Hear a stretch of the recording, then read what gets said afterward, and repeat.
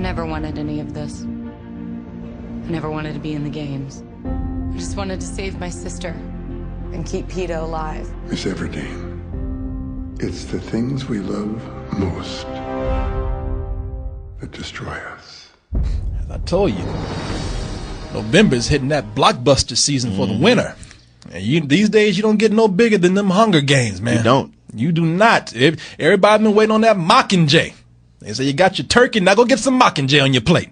And Martin, they got such a big serving of Mockingjay. You only get one part of it. You only get one part of it. You might be too full after this one. We got to let you digest. And this is the first part. Mockingjay Part 1. And with this one, we see that Katniss Everdeen, in the last Hunger Games, she tore shit up, Martin. Hell yeah. With the shot of just one arrow. Shot her around the world. Shot her around the world. Started a revolution. Shot that glass shattered. Even Donald's husband was like, God damn, girl, what you do? Gotta do something with this chick right here.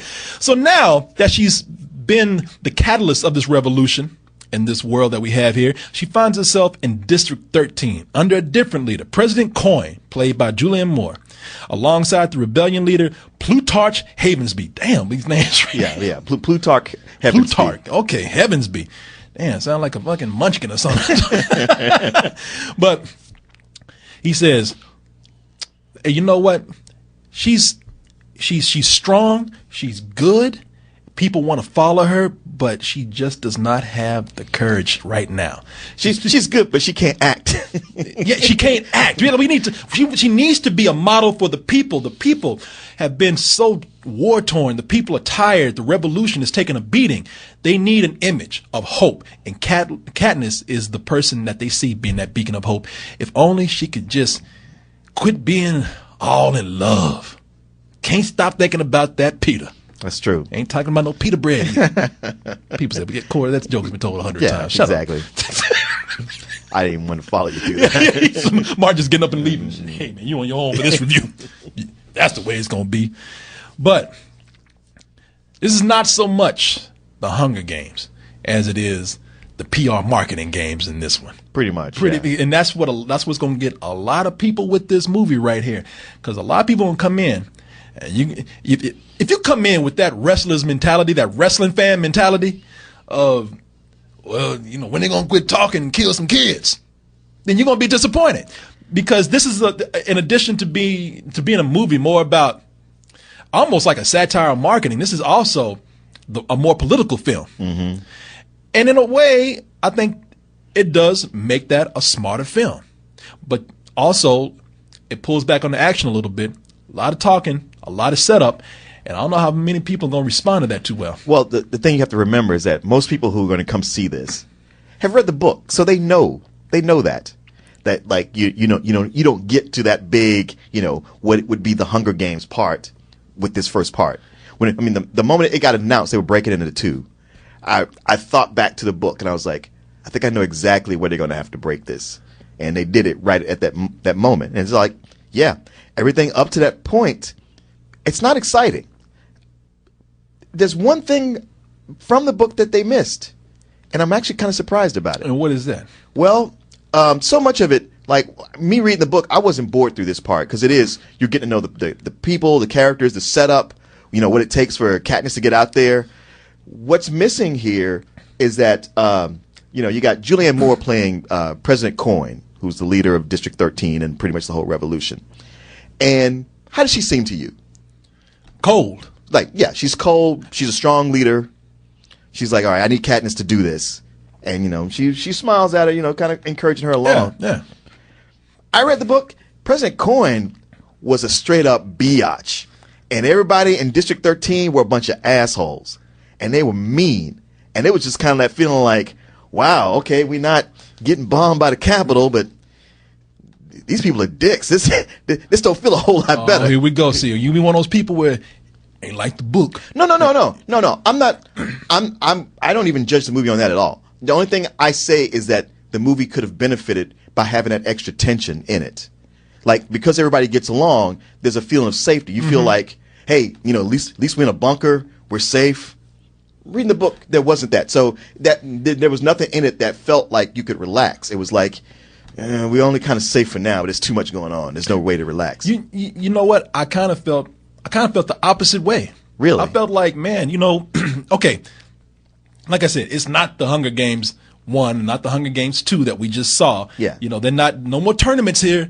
No more killing kids. It's for real now. As much as I love seeing them kids kill each other, for some reason, it's just something cool about seeing these little kids just tear each other up, man. But you're not getting that here. But what you are getting is this revolution, and you get to see the government be more ruthless than they have ever been, man. Yeah. And, I think it adds tension there. It adds tension because, they are getting beat down. You know why they need Katniss. And you get to see how the government is just tired right now. They just say, we're tired of fucking with y'all. We don't give a fuck about kids, old people, anything. We will burn you. And every time Katniss will come out and help these people, will come out and be a hope to these people, I got nervous because I was like, y'all just fucked up. Y'all better leave that Katniss alone, man. Shut the fuck. It made me so nervous because Donald Sutherland, he's cold, man. Yeah, he's the Emperor 2.0. Donald Sutherland is one of the people I hate the fuck out of him, man. I've never hated somebody so much because that son of a bitch is just so smug. It's funny how he's not in the movie that much, but he comes in for that one scene you got right there, and that's when you like, oh yeah, that's why we fight. That's what this is all about. President Snow, perfect name, because he's a cold motherfucker, man, and never stops being cool. Never stops. Never breaks. That's what makes him so scary. He's killing tons of people out there. He'll tell you in a minute. They say, "Oh, Katniss said something again." She say hello? Kill about 100 people. Yeah. You know what? I feel Katniss is just looking at me wrong somewhere. Just kill another 200 people. But he comes on the screen and he's always, "Good evening, Miss Everdeen. You look nice today, Miss Everdeen. What is that? Are those some new shoes you got on?" Oh, that's cool. He's always polite. He's like, "Yeah, I understand what you're saying, Miss Everdeen, and I appreciate that and everything you've done for us, but fuck you anyway." And I'm like, wow, that dude is cool, man. He scares me Plus, this is an offshoot right here, just a little offside note. He looks like, I've said this before, he looks like my Uncle Bubba. Oh, really? I had a creepy Uncle Bubba that looked just like him. I tried to find a picture of today. My mother said, "You can't find him nowhere." And I was like, "Yeah, because he's a creepy looking motherfucker, man." He used to always come in the house and he looked just like a black version of wow. Donald Sutherland. I'm not lying. If Donald Sutherland had an afro, he would look just like my Uncle Bubba. My Uncle Bubba would always come in the house up until I was like 13. He would always come in and be like, "Hey, baby, come give Uncle Bubba some sugar." He at like 30, he would put me on his lap and shit. I'll be like, "What the fuck is going on?" That's why he disappeared. That's why he's gone, yeah. "Hey, baby, come give Uncle Bubba some sugar real quick." What the fuck is going on? Man, I'm 14 years old. I ain't get on your lap. Why not? Come on, baby. Mr. Coleman, sir. But yeah, I love the tension that's in the movie. I really feared for this rebellion, man. It made me. This is one of those young adult stories. This is one of those few young adult stories where I felt like people really were in danger. Yeah. Where I felt like that society was, free society was in jeopardy. Up until a certain point, though. Yeah. I don't know if you have anything to add. I don't want to keep talking. I want to be polite. Well, the thing plot wise, most people who are going to see this, they already know. Like from the end of the last last movie, Peeta was captured. Yeah. And so the Capitol has him, and while Katniss is on, doing her promos for the revolution, they have Peeta on going like, "No, this revolution is bad.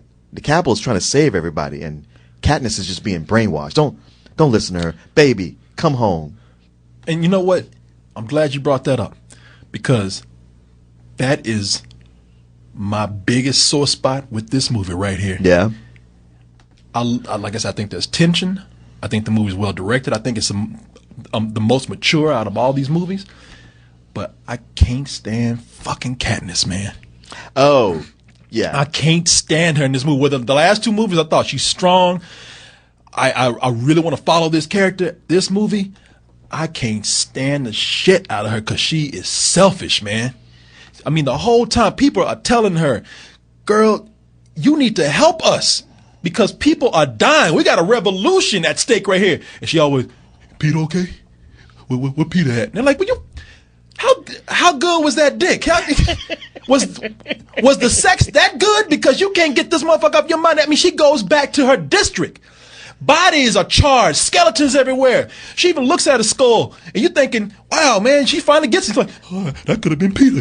Oh, shit. I thought she was going to recite Shakespeare myself. But alas, poor Peter. I fucked him well.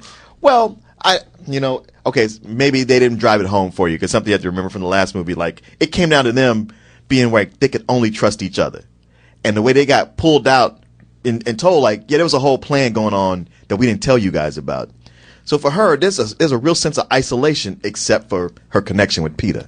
Maybe that's because you reading them books. No, it's just from watching the movie. I can see right but, here. But it is one of these things where, okay, Katniss, the character, is a teenager, a teenage girl.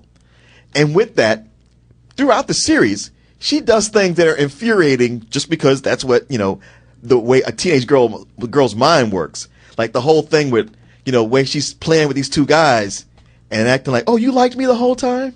Oh, you had a crush on me the whole time? You're like, come on, goddammit. How blind are you been or choosing to be through this? That didn't infuriate me as much as it is here. This is a world where people grow up fast. This is a world where she saw her people around her get destroyed in horrible ways. And yet, and I understand that she's been through a lot, but it just didn't work for me right here. And there's two reasons why. One, like I said, I just don't like her character, all that love stuff that's going on. Just seeing him on the TV, she becomes just totally hypnotic over him. There has been rampant speculation about what really happened in the Quarter Quell.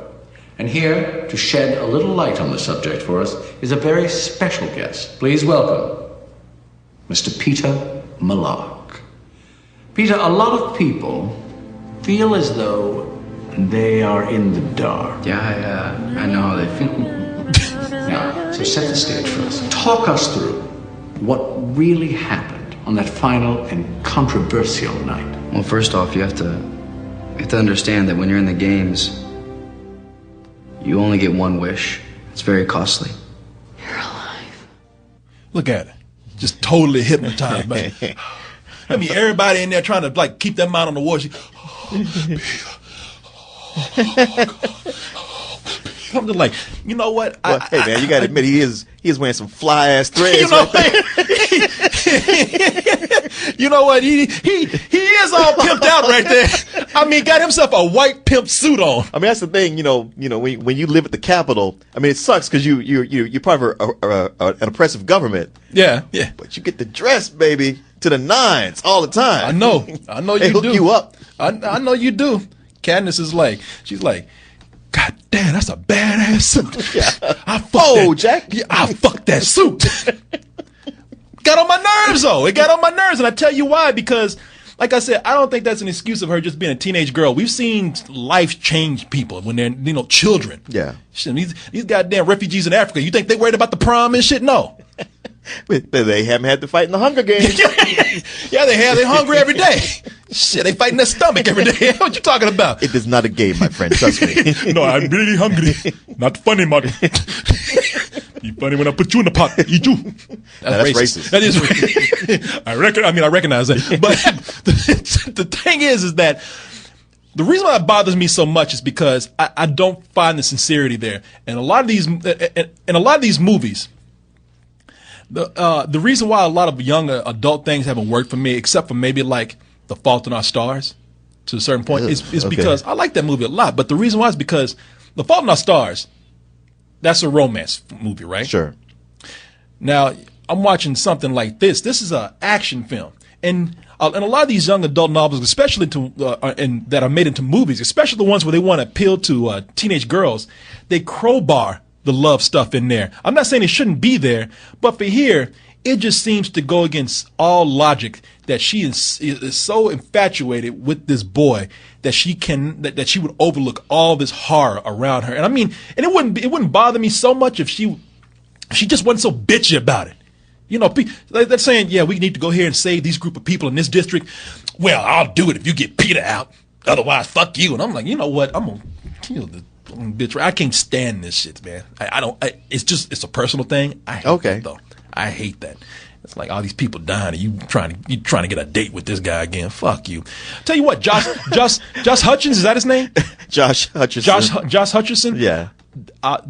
I would say he's matured enough in this movie to where I really like him more than the last films. And I didn't dislike him before, but this one I really think that he's coming to his own. Okay. And also Thor's brother. I'm glad to see him have a bigger role here too. Now, what's his brother's name? You mean the character or the actor? Hemsworth. Chris Hemsworth. No, Chris is Thor. Bob Hemsworth.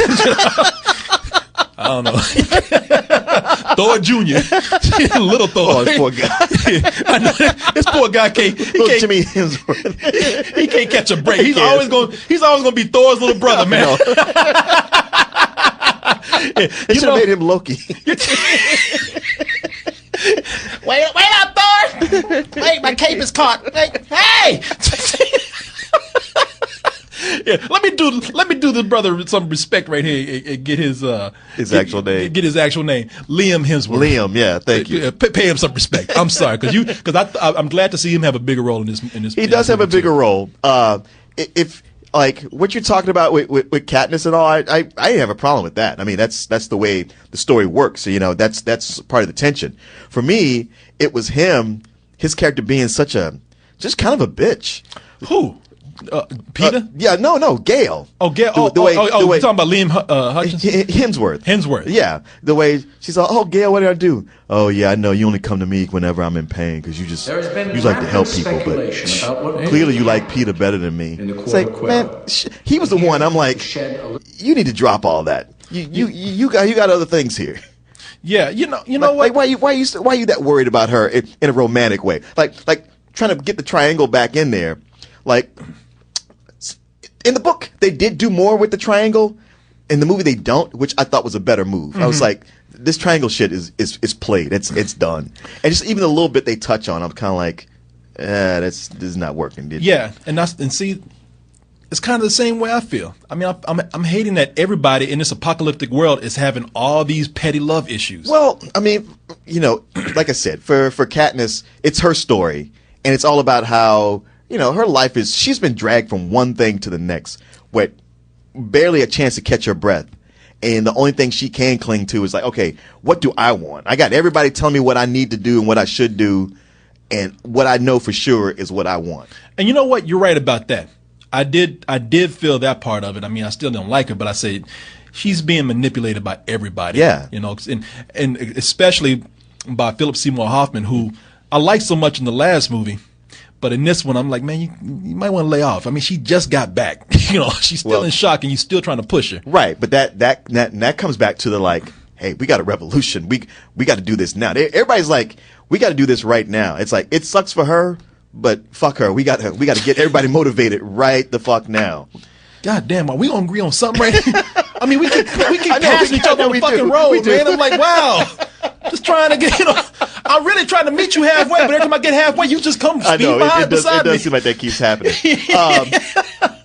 So this is a movie where I'm like, well, it's not bad, and yet there's nothing outstanding outside of some scenes. I think Jennifer Lawrence is really good. She is, and that she has some emotional scenes where I'm like, wow, in a movie that doesn't seem like it would even have something like this, she really pulls it out, and it felt really terrible for her. Felt the emotion she did. When she sees, just how many people are dying around her, and the effect that her actions have on everything that's going on. Yeah, this reminded me of one of those episodes like of The Walking Dead when they're on Herschel's farm, and even when it was a good episode, it was still like, yeah, but I like this episode, but I'm tired of being on the farm. And this is, they're in the bunker on District 13, and they have some moments where they get out, and they're great moments. There's one in particular toward the end where I felt genuine tension the whole time. But there is so much of it being a bottle, and it suffers, and it can't help but it suffers from the same thing that the part one of these kind of movies do. Even the part one of the Harry Potter movies. Yeah. It's a good movie. Yeah. But it does end with like, it's not done. I don't get the closure that I came here for. You know what? And I will tell you that there are certain parts of the film where the tension is felt because they get the action. They do the action very well. Yeah. There's a part in here that it's funny to be in a Hunger Games. It reminded me so much of Aliens. Yeah.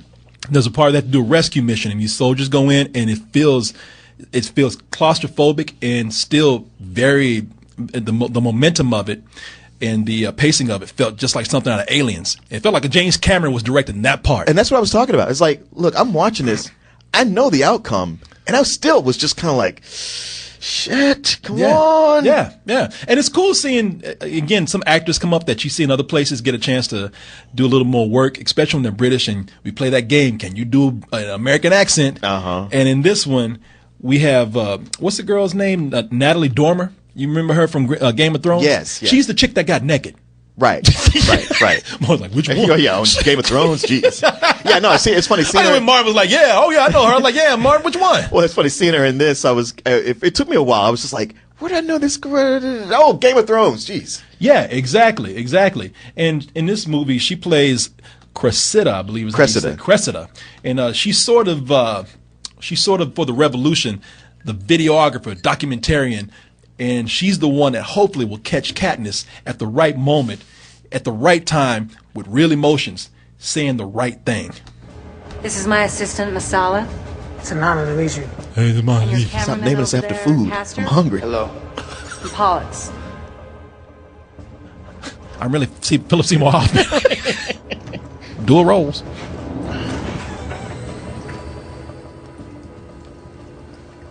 You're all from the Capitol?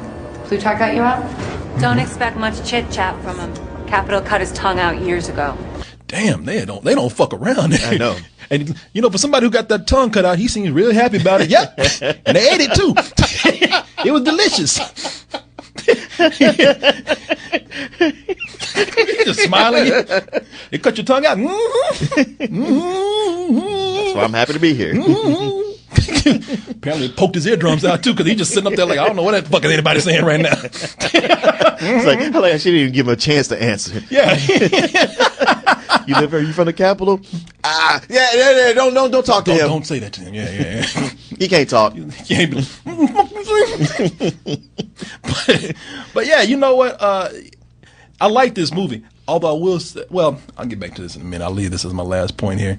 But I like this movie a lot. I do. But it just, maybe it's just because it's under the shadow of the other Hunger Games movies and how original those were. Yeah. This is missing that originality right Exactly. there. It feels just like any movie where you have an apocalypse and a rebellion.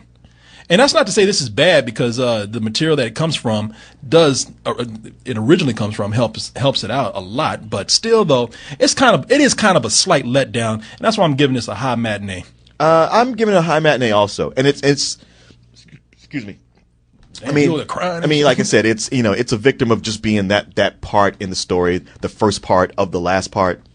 But also, is this the same director as the last movie, right? Oh, I'm not sure. I believe it is. I'm not sure. Maybe it's not. But this is a guy this is where you have a director who's technically good and knows how to get from point to point to point. But for something like this where you don't have the big action set piece that everybody's waiting for, you need a guy who, maybe an Alfonso Cuarón, who can come in here and go like, yeah, I know the plot points I got to hit, but I want to really explore these people, so you really get to know them. Like, you get to see a lot of character in everybody, and they have so much more dimension because they spent so much time, talking. That was an opportunity to really show more character, and it doesn't have that. So it just feels like, all right, I'm hitting all these things. This it's really all set up. It's all set up for the next movie. Yeah. And that's it is. And that's the thing that keeps it puts a ceiling on it and keeps it from soaring high enough to hit that full price mark. So yeah, I give it a high matinee also. Was the last movie Catching Fire? Yes. Okay, he did direct that. Okay. The funny thing is, we had a chance to interview the director, and we said, nah, it's all right. Maybe we should have. Well, no, I think it was like the producer and It was the director. Who was And there the director? Too. Yeah, Okay. yeah, he was there too. Martin like, well, shit, had I known that, why I knew that. I don't know. I didn't know what I was going to say to him. I would have brought my Hunger Games box set after his son. He's like, I ain't even direct that. Yeah, What we exactly. talking Right. about? So you can slap it out of my hands. Yeah, okay, sure, man. Whatever. Get the fuck on. I mean, But- this honestly, it's one of those why I give it a high matinee because I'm like, really, your best bet is to just wait until the next one comes out and see them both together. You know what? It's funny because I'll tell you this much. When that last clip that we saw right there, the one that got with his tongue cut out, you might have saw this black dude walk by, and that black dude gets the award for the most serious Negro of the Year award. In this movie, he never smiled. Not once. I mean, every time he came in the room, Katniss, somebody to see you. Hey, Katniss, you all right? I mean, Smile. that's actually how everybody in District 13 is supposed to be. Damn, knock, knock, fuck you. Who's there? It's like, come on, man. It's a knock. Everybody loves knock, knock jokes. Not me, motherfucker. Fuck you, who? Yeah. Damn, okay, shit. Fucking out my face with that. They're looking like a black Michael Myers. I don't fuck a mask. I don't need one.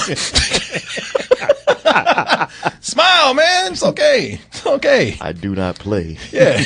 Shit, this apocalypse, motherfucker. You went, where you been? I guess thinking of knock jokes. I'm sorry. Oh, Martin. All right, let's move on.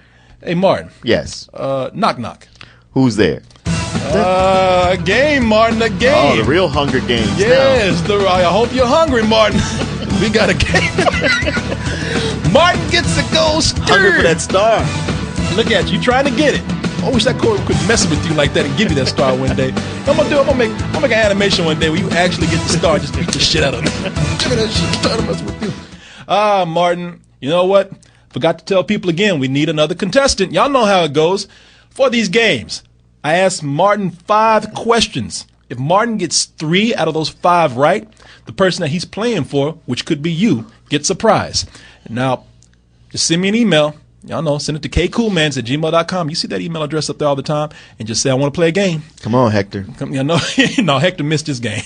Oh. No, Hector. We had the wheelchair movie, which would have been perfect for a wheelchair contestant, which would have been Hector. He's in a wheelchair. Right. Now, I want a fat, hungry man for this one.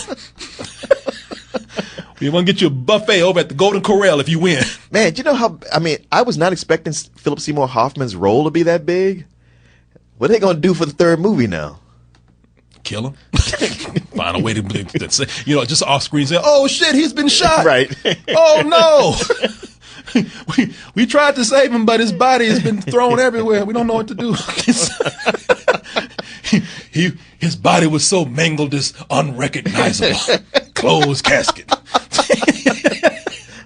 Or maybe they'll shave Seth Rogen and put him in a casket. Let him play his role. But anyway, hey everybody. The way the game is going to be played tonight for this particular game, for the Hunger Games, is that, Martin, let me see what we got right here for you. All right. Oh, let's see. Oh, that's not the one. I got to move down a little bit. All right. For this one, okay, one of the things that people love about the Hunger Games, both in the books and in the movies, is Katniss Everdeen. Mm-hmm. Because Katniss Everdeen is a very, very strong female character. Right. With a bow and arrow. Mm-hmm. In fact, she became so popular that girls started accessorizing with bow and arrows for their costumes. Yeah. You know? Disney made the movie Brave just because of Katniss. Yes, there's a lot. That's the new thing now. Mm-hmm. Women with bows and arrows. You talk bad to a woman, she'll put an arrow right up your ass. Martin, I was so moved by this that I actually got a hold of my sensitive side, and I wrote some poetry for this game. Oh dear. Yeah. Felt so creative. I said, I'm going to incorporate colors into my poetry. And what you're going to have to do, Martin, you're going to have to take these hints of great lyricism in prose, along with my colorful descriptions, and figure out which female Archer character I am speaking of. Okay. That makes sense? Sure. It will when we start this. Okay. It does not really. Sure. No, but whatever. I ain't got a choice, so whatever. All right, Martin, don't worry about it. Think about it while I go over here and I try to pull up a contestant. Let me go to the old Gmails, Martin. Gamels. Huh. That's what I'm going to name my son, Gamel. When he goes to school, people are like, oh, that's Gmail. Shut up. Your dad's stupid. All right. Let me see. Anybody want to play? Anybody want to play the game? Really? I'm not getting any contestants at all? Wow, really? Oh, seriously? For this one, I'm not getting anyone? Then I will play for Hector. By proxy. All right. Let's see here. I thought some people want to play. No one wants to play this one this time. I got plenty of emails from people. Plenty of new emails from people. Nobody wants to play with me. Yeah. No one wants to play with you, Martin. So, you know what? We just might have to just have you play, man. All right. Save me some money. Let me try one more time, because I know people can come in late. One more time. Okay. All right. Well, then that's it. Let's go ahead and get the game started then, Martin. Somebody, look at this shit. Somebody said you can play with these nuts on in the chat room. Man. Wow. Really? Look at that. You could shut your ass up. Yeah, but if they want to play, nobody else is playing. Sure, why not? All right, let's go ahead and get to the game right here. All right. Let's see what we got. Oh, where are we? I think people don't want to play because they know this is going to be a hard one, too. And it will be. But, Martin, here we go. With hair of fire and dress of green, with the bow and arrow, I'm pretty mean. Whoa, Martin, while you think about that, let me bring up my music. Martin, I'll read it one more time. With hair of fire and dress of green, with the bow and arrow, I'm pretty mean. Martin, you think you know what this is? Yeah. Okay. All right. What about you toasters out there? You think you got it? I'll let you hang on for a little bit. Think about it before Martin answers. Martin always is confident about that first one, so I'll let him have a little moment of confidence right there. Feel proud of himself. All right, Martin, what is your answer? Brave. Martin. And you are correct, Martin. Look at that hair right there. Hair of fire orange, and I guess that's more of a turquoise dress, but it's green enough. But green enough on that screen. Yeah. I amped up the green on that screen, by the way, a little bit. Look, she's like, I'll put an arrow right up your ass right now. Right. She's like, I'm looking straight at that ass crack right there. All right, Martin, very good, very good. We are, we always get that first one. I know. That first one. They do get more challenging as we go along. Of course. All right, Martin, let's go ahead and get to our second question here. My second poem. My poetry gets better as we go along, too. All right. 2. On a distant planet where all are blue, my swift arrow will run you through. Oh, forgot about that one. Oh, you know this one. Yeah. Okay, I'll let you think about it for a moment. You could be wrong. You're looking so confident. There's a lot of blue out there. That's true. All right. Toasties. What about you? You think you got something? All right, Martin. Go ahead. Avatar? Wrong, Martin. It's Avatar, not Avatar. All right. Okay. Yeah. All right, Martin. Yes. It is Avatar, Martin. You are correct. With that. I can't remember her name in the movie, but it is the female cat from Avatar. She always. We got some. It's funny because we got here in Austin. Have you noticed that we got a girl who looks just like that? We do?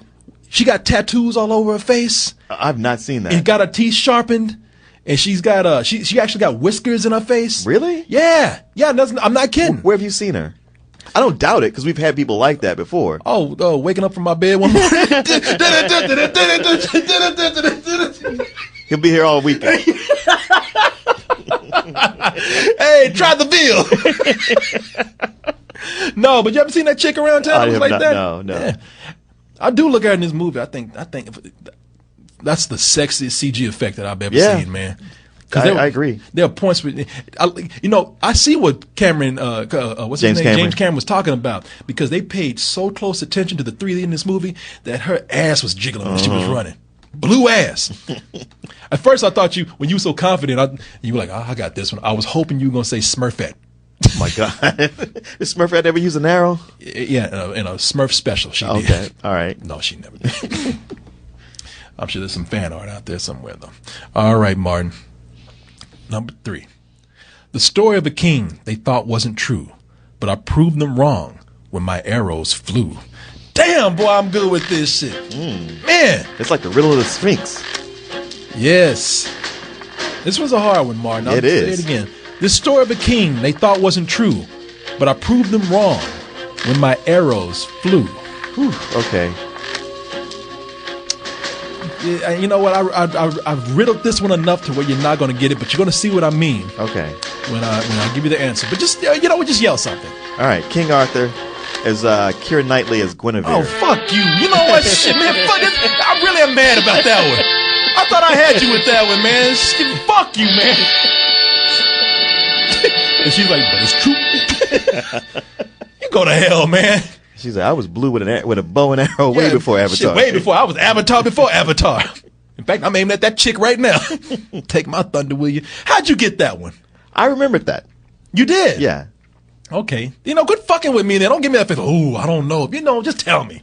Well, I wasn't sure. Don't toy with me like that. You could have easily have said, nah, that's not it. Make me feel stupid. Yeah, I'm thinking I'm like the Riddler and shit. It could have been somebody from Treasure Planet or Riddle me this, Thomas. But yes, man, you are good at this. And I'm just that bad at poetry. No. But anyway, Martin, poetry's not bad. Here's my next prose right here. I'm proud of this one. Oh, this one's a good one. Okay. This one, I don't care if you get the answer or not. I like this one right here. Okay, all right. Let's hear your verse. Number 4. Charles' eyes of blue and yellow hair, an assassin's arrow in the air. Ooh. Damn. Forget the game. Let me just write some poetry. I know girls taking their panties off right now because of my prose. But put it back up there. Let me see. Number 4. Charles' eyes of blue and yellow hair, an assassin's arrow in the air. Oh, that's when I know I got you. When you start getting that bull, doing them horse lips.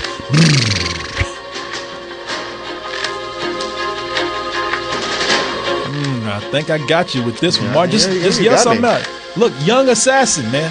Say something. Assassin's Creed. I don't know. I can give you another one for that. Ain't no. That's just.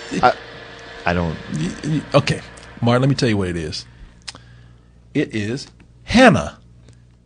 Oh. Hannah, played by Schwarzenegger. Yeah. Whoever. Yeah. The young Ronan. Yeah. The young girl. You remember? Yeah. She was working that bow and arrow at the beginning of the movie. I completely, because she never uses it any other time in the movie, so I completely forgot she had used it enough to make an impression. Okay. And you know what? She used it well. Yeah. Yeah, when I was watching the movie, I was checking myself for a hole. I'm like, shit, she shot that arrow hard. All right, Martin. One more. All right, one more. One more. I got you with one. Okay, Martin. Here's the last one. Number 5. Raise arm high, let arrow soar, next to a golden lion's roar. Raise arm high, let arrow soar, right next to a golden lion's roar. Keywords, Martin. Keywords, my friend. Keywords.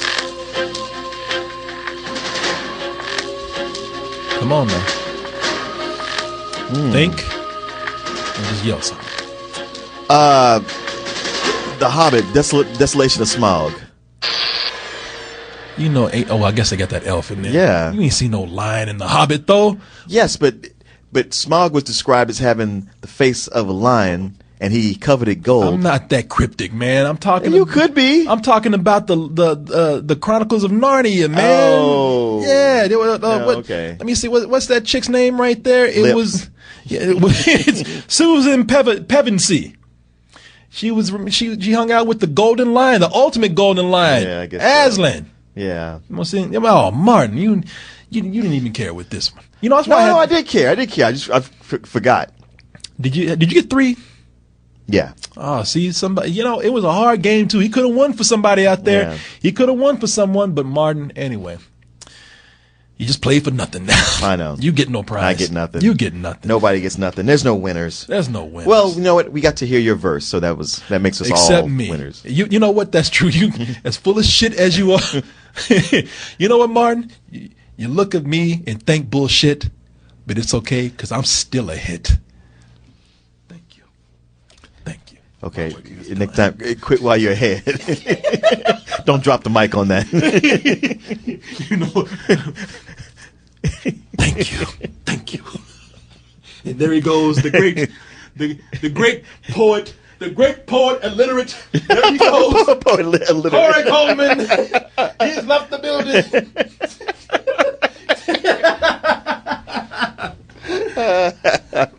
All right, people. Let me go up to my Gmail right now and start getting some questions. I knew it. What? I knew it. I don't know. My Gmail was probably stuck. And I'm getting all these emails of playing. I want to play. Oh, no. I want to play. Oh. I'm so sorry, people. I'm so sorry.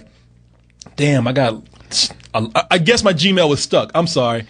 A lot of people are like, I won't play. Hey, wait a minute. I'm sorry. No. So next time, this won't be the last game. No, y'all know we do this every week, and you should be getting your emails in way earlier than that. You know what? And it's my fault because I should have called for the contestants earlier, but that's okay. That's okay. I'll remember it for next time. Hey, you know what? We'll both remember. We're all in this together. Now, before, Martin, we're about to get interactive with the people. Mm-hmm. We couldn't be interactive with you people if you weren't interactive with us. People are like, what the hell does that mean? What I mean is, I don't know. What I mean is that I appreciate you so much. And what do I appreciate about you? That you're watching the stream right now. Because if you are, if you're watching any video right now, chances are you subscribed. And it's the subscriptions and watching these videos that keeps the site afloat. As you see, we've had a great time tonight. And I hope you had a great time too. And I love doing this. Couldn't do it without you. So if you haven't subscribed, I just ask that you try it for 7 days. We have a free trial right there. The videos are much more of a different experience than the audio. A lot of visual stuff goes on, a lot of things. You feel like you're more immersed with us when you do video. So try it out for 7 days. If you don't like it, you can cancel at any time, just like you can cancel even if you are a subscriber. I understand how things are and don't hold any grudges at all. I do ask that you go listen. That doesn't cost a whole lot. If you listen and you haven't subscribed, we still get a little money coming in, not as much as the videos, but we are in a partnership with SoundCloud, and we appreciate them giving us that opportunity. And it's a good service. Go check it out. And also, if you just click around the site, hey, every little bit helps, right? So whether you are watching, listening, or clicking, we appreciate the love. And as always, I give it right back to you. I don't know about Martin. Martin, you give it back to him? I do. I love these people.